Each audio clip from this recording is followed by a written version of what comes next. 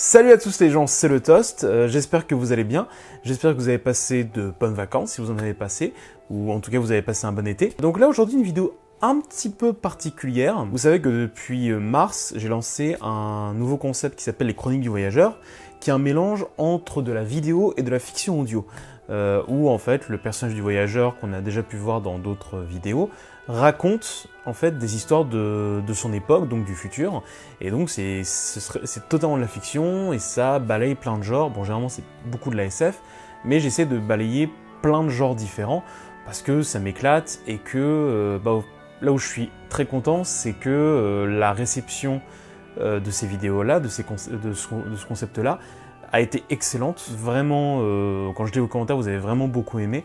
Et ça fait super plaisir. Donc vraiment, merci beaucoup. C'est très très cool. Et donc, on se retrouve là dans cette ambiance un peu film porno. Parce que là, avec la lumière violette, ça fait un peu ça.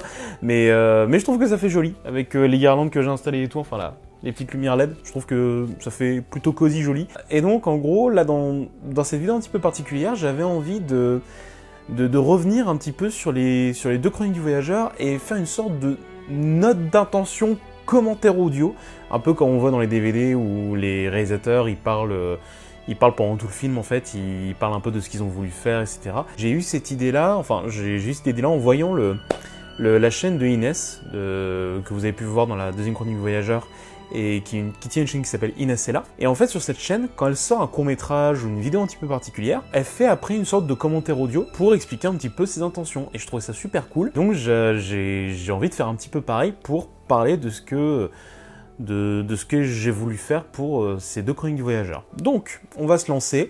J'ai la petite tablette, évidemment, faut pas que ça marche lorsque je le fais, sinon c'est pas drôle. Bon, en fait, je dois refaire une mise à jour de YouTube. Merci beaucoup YouTube, tu m'aides beaucoup, en plein tournage. Je baisse un peu. Alors. Donc là en gros, là on a tourné près de Bercy et de Bibliothèque François Mitterrand, en fait, les premiers plans qu'on voit au début. Et en fait au départ, j'ai voulu faire une intro qui était un peu longue et un peu planante, parce que je trouvais ça plus intéressant que de juste... Parce qu'en fait, le souci en fait avec la fiction audio, généralement sur YouTube, c'est que c'est juste, on voit une image ou une illustration, et on a le son qui passe à côté. Et moi, je trouvais ça un peu chiant, et je voulais avant tout attirer les gens pour écouter la fiction audio. Et je me suis dit, je vais mettre sur pause aussi, ça va être mieux.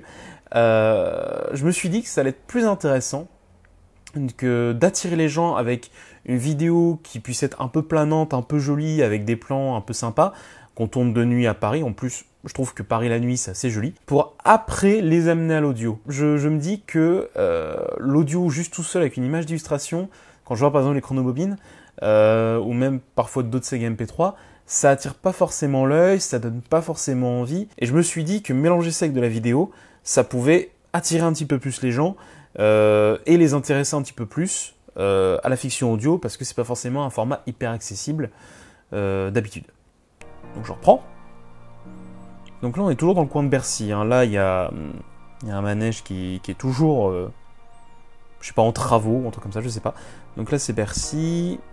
Là pareil, c'est les escaliers de Bercy qui mènent jusqu'à la Bibliothèque François Mitterrand. Donc c'est tout un coin que je trouve très joli, qui est assez moderne. Et là, boum, ellipse, et on arrive sur les marches de la Bibliothèque François Mitterrand. Et donc là, le personnage qu'on voit, donc c'est l'aventurier. C'est celui qu'on voit dans Chronobobine et dans l'aventure des films perdus, qui est là tout seul à boire sa bière. Ce plan très Mister Robot que je trouve très très joli. Et épisode qui a été réalisé par un ami qui s'appelle Simon, qui est un réalisateur que je trouve très très bon, que je connais depuis longtemps et qui est très très bien. Hop, et donc là, on va arriver sur la fiction audio. Mesdames et messieurs, bonsoir. Je suis le voyageur, voilà. Et je viens du futur. De base, je voulais vraiment introduire ça comme ça. Car ce soir, je vais vous raconter une histoire. Voilà. Une histoire de mon époque. Là, une histoire qui peut paraître étonnante et spectaculaire. Là, je vais mettre sur pause 30 secondes. Là, ce qui est intéressant, c'est la référence, en fait, un petit peu à ce truc-là. Enfin, l'une de mes références de pourquoi il parle à travers une radio, etc., c'est Orson Welles. Si vous connaissez pas l'histoire, Orson Welles, c'est le réalisateur de Citizen Kane, par exemple, qui est considéré comme le plus grand film de toute l'histoire du cinéma. Et Orson Welles, en fait, quand il était plus jeune, c'est une légende urbaine, a fait une émission de radio où en fait il rejouait la guerre des mondes de H.G. Wells. C'était tellement convaincant que ça a provoqué une panique générale dans une grande partie des États-Unis. Mais c'est une légende urbaine parce qu'il paraît que ce n'est pas vrai au final et que ça n'a pas provoqué tant d'émeutes que ça. Et je trouvais ça super intéressant en fait de cette manière justement de raconter les histoires et de les rendre un petit peu plus vraies via la radio. Via une voix qui dit « Je suis le voyageur, je viens du futur », on a introduit le personnage de manière un petit peu mystérieuse et un peu radio pirate, et il raconte un peu son histoire. Je vais vous raconter l'histoire de l'explosion. Et l'explosion de Saturne, alors de base, je vais avoir plein de notes, je vais mettre à chaque fois sur pause, je suis désolé. L'explosion de Saturne, en fait, de base, on en entend parler dans l'épisode 4 de l'Aventure des films perdus, le dernier, où en fait le personnage du voyageur parle justement de l'explosion de Saturne, mais au détour d'une blague en fait. Et de base, c'est que l'explosion de Saturne, c'est quand j'ai écrit l'épisode 4, à un moment je voulais mettre une sorte d'événement de science-fiction complètement improbable et complètement dingue en fait, et qu'on puisse s'y repérer. Et c'est Paxel, qui fait la chaîne Sweet Retards, donc si ça vous intéresse à la regarder, il fait des trucs assez cool, qui en fait m'a dit fais un truc style l'explosion de Saturne, etc. Et je trouvais l'idée assez marrante. Et en fait, quand j'ai commencé à écrire les chroniques du voyageur, je me suis dit, pour faire le lien avec l'aventure des films perdus, parlons de l'explosion de Saturne, parce que ça ferait un récit un peu épique, quoi. L'explosion de Saturne, tu fais wow, c'est quoi ce truc? Et faire un récit de vraiment pur SF, moi ça me plaisait vachement, et je trouvais que ça permettait de faire le lien, tout ça, et je trouvais ça très très cool. Navette habitée à voyager à une vitesse proche de celle de la lumière. Voilà, donc là c'est tout le truc. Les taches noires, c'est une petite référence à Mass Effect, à Mass Effect 2. En charge de la mission, et pas des moindres. Et Sogart et Kaufman, normalement, ce sont des, si je me suis pas trompé, ce sont de vrais noms d'astronautes qui ont réellement existé. Depuis quand t'es misanthrope, toi? Ça, c'est une petite référence parce que Mr. Fox, en fait, quand il était plus jeune, il a fait une série MP3 qui s'appelle Les Mâts, et qui en fait, où il joue un misanthrope. Donc, et donc voilà, sur le coup, on parle du fait que il y a 30 ans, ça a quand même pas mal évolué, que depuis l'année 2030-2040, leur vie a vachement évolué pour atteindre une certaine apogée de l'humanité bien meilleure que celle qu'on a actuellement. Je trouvais ça plus optimiste. Mais au moment où Ethan allait faire feu, un son tonitruant. Et donc les sons de monstres que vous entendez, en fait de base ce sont des sons qui viennent de Cloverfield, du monstre de Cloverfield que après j'ai modifié par plein d'ajouts d'effets, etc. Mais ça vient de Cloverfield, qui est un de mes films préférés, que j'aime beaucoup. Allez, regardez-le si vous l'avez pas vu. Un troisième cri, plus glaçant que tous les autres. Le mixage a été une galère parce que t'as beaucoup de bruit, etc. C'est très très difficile à mixer à un niveau correct sans que ça sature. Lentement, une main brune, décharnée et gigantesque, composée de 4 doigts. Alors le fait qu'il n'y ait qu'une seule main qui sorte en fait, je trouve ça beaucoup... En fait de base je ne savais... Quand j'ai commencé à l'écrire, je mets sur pause vite fait, quand j'ai commencé à l'écrire, cette histoire, je me suis dit, qu'est-ce qui va sortir du vortex? Je savais pas trop encore au final ce qu'elle allait en sortir. Et je trouvais ça trop classique de voir juste une armée d'extraterrestres arriver. Je trouvais ça trop classique. Peut-être un peu spectaculaire, mais trop classique parce qu'on a trop vu ça. Et je me dis, fais le principe inverse et c'est juste d'en avoir un seul. Et je me suis dit, en avoir un seul gigantesque qui ferait la taille d'un trou noir, et trou noir qui ferait la taille de Saturne, qui est quand même l'une des plus grosses planètes du système solaire, vous imaginez la taille du machin. Normalement, un corps comme ça, juste la main, un corps comme ça, on pourrait le voir d'ici, en gros. Et je trouvais ça, visuellement, je trouvais ça vachement plus impressionnant. C'est visuellement dans l'audio, quoi. Mais je trouvais ça plus impressionnant. Répondez, Houston. On vous entend, Chronos. On va rétablir le contact visuel. Qu'est-ce qui se passe? Il y a un putain de monstre géant qui sort du trou noir. Voilà. Ah, j'aime bien. Mr. Foxy. Ça a été une galère pour enregistrer Mr. Fox parce que ça faisait longtemps qu'il n'avait pas enregistré la Sega MP3 et des rôles comme ça et c'était pas forcément son habitude. Et ça a été très très long à enregistrer, il y a des rushés, mais il a fait un travail de taré quoi. Mr. Fox était vraiment très tous hein, mais Mr. Fox il a été vraiment très très bon quoi. On a appris quelques années après Ça c'est que le géant tué important. dans le trou n'était qu'un bébé qui ouvrait les yeux pour la première fois. Les géants, ou les titans comme on les appelle, sont à la base des nomades pacifiques, qui utilisent les trous noirs pour voyager à travers l'univers, mais aussi pour naître. En tuant l'un des leurs, un bébé de surcroît, on a déclenché la première guerre spatiale de l'humanité. Voilà. La guerre des titans. Hop. Mais ça sera pour une Donc prochaine. ça c'est très intéressant. Là je mets un peu sur pause.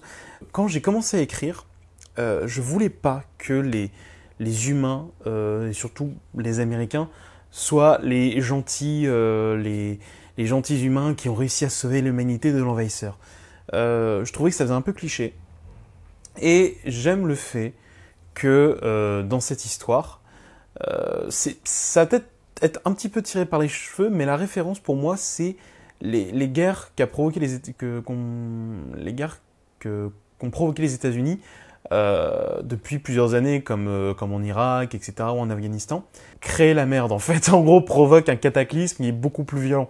Et au final, je voulais parler de ça et pas faire en sorte que les Américains soient les gentils qui ont réussi à sauver le monde de l'envahisseur, mais que justement leur arrogance a provoqué quelque chose de bien pire et la furie de beaucoup de peuples. Je voulais faire ce parallèle-là où en gros l'humain va mener l'humanité à sa propre perte en fait. L'humanité va se mener à sa propre perte en étant arrogante, en se croyant fort et plus fort que tout le monde, etc. Et même si les deux astronautes qu'on voit dans ce premier épisode ne sont pas des gens méchants en soi, et pensent bien faire, au final, ils se sont dit que c'était eux avant tout, et qu'ils ont agi par cliché en fait, et par un manque d'information, parce qu'ils ne connaissaient pas ce type d'extraterrestre, ils ne connaissaient pas cette personne qui arrivait, et qui par les clichés qu'ils ont pu voir à la télé, dans les séries, etc., ou dans les films, ils se disent « Ah c'est un méchant, il a une main géante, etc., il fait peur, etc., c'est forcément un méchant, faut l'attaquer, parce que sinon il va faire du mal aux gens. » Et donc voilà, je voulais justement ce truc-là, où en fait, la perte, la chute de l'humanité, en gros, la grande guerre qui va suivre après avec la guerre des titans, est uniquement causée parce que les Américains ont eu peur d'une différence. Et qu'au final, ce titan, comme c'est appelé, ce n'est qu'un bébé, donc au final, un bébé, c'est inoffensif. Il n'est pas formé à être méchant, il n'est pas né méchant, et il n'est pas né conquérant, etc. Et au final, c'est en agissant par peur de la différence, c'est ça qui a provoqué la grande guerre des titans. Voilà, ça peut faire très alambiqué, je suis totalement d'accord, mais c'était un peu ma volonté. Bonne soirée à vos auditeurs. J'espère que vous avez été surpris. Voilà, un petit peu comme plein de trucs de radio. Peut-être conquis. Et ce plan-là, j'ai repris un peu ce plan-là. Pour une nouvelle chronique. Et j'en suis très content. Enfin, j'en suis très content. C'est surtout parce que Simon, il a fait un travail super cool. C'est qu'en gros, il a réussi à me suivre en train de descendre. Mais au final, il levait la caméra pour aller vers le ciel, vers l'espace, vers la lune. Et quand il m'a montré ça, il était trop fier et j'étais trop content. C'était trop cool. Et donc ça, c'était vraiment très très chouette. Donc voilà, ça c'était le premier épisode des Chroniques Voyageurs, dont je suis plutôt content dans l'histoire, etc. J'aime bien les grandes histoires de science-fiction comme ça.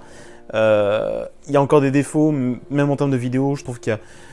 je sentais que j'avais pas encore les objectifs qu'il fallait, etc. Et c'était un peu compliqué. Mais ça a quand même... Je trouve que ça a une certaine gueule. Et j'en suis plutôt content. Je me dis que j'aurais pu mieux écrire l'histoire, mieux les dialogues, etc. Mais ça va. J'en suis quand même plutôt satisfait. Et voilà. Et là, le petit logo que je mets à la fin maintenant, logo le toast. Voilà, donc voilà, j'étais plutôt satisfait de ce premier épisode, voilà, et je me dis que vous aussi vous en étiez satisfait, donc c'était cool. Voilà, je suis pas forcément tout le temps satisfait de ce que je fais, je suis très perfectionniste sur plein de trucs, et je doute beaucoup sur mes qualités, etc. Mais sur le coup, j'ai réussi, on a réussi à pondre ce truc-là, à faire cette histoire, etc. Et je trouvais ça assez cool. Donc voilà.